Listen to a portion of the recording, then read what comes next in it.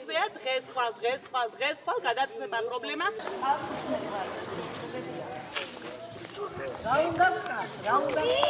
სამივე სართულზე არის პრობლემა, მაგრამ განსაკუთრებით პირველ სართულზე ნესტის პრობლემა. შეუძლებელია აქ ცხოვრება, სუნით ვერ ვაჩერებთ ბავშვებს ოთახებში და მინისტრს მინდა ვთხოვო, უშუალოდ მინისტრს მოგვაქციონ ყურადღება. დააფიქსირონ რა ხდება ჩვენთან, ან გაგვირემონტონ ეს ბინა თუ შესაძლებელია, ან გადაგვიყვანონ აქედან.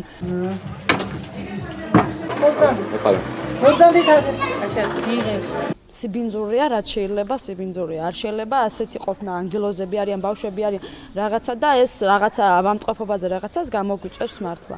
და უშუალოდ ვთხოვთ ყველას, ვინც ეხება ამას, ვისაც ეხება, ყველა მოგვაქციოს ყურადღება, ისე არა მოვლიან, გადაიღებენ, წაულიან, დაკარგავენ გზაში.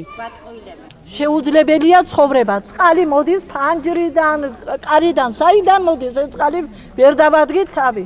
შეუძლებელია ეს ზამთარში, ახლა ზაფხულში ყოველდღე გაღებული გვაქვს, მაგრამ სასწაულია. აღნიშნული პრობლემა ჩვენთვის სოფელია, ზუგდიდის რაიონის სოფელ ახალ სოფელში სკოლა-ინტერნატის შენობა, რომელიც გარემონტებული იქნა დანიის ტურთა საბჭოს მიერ, არის გარკვეული ხარვეზები.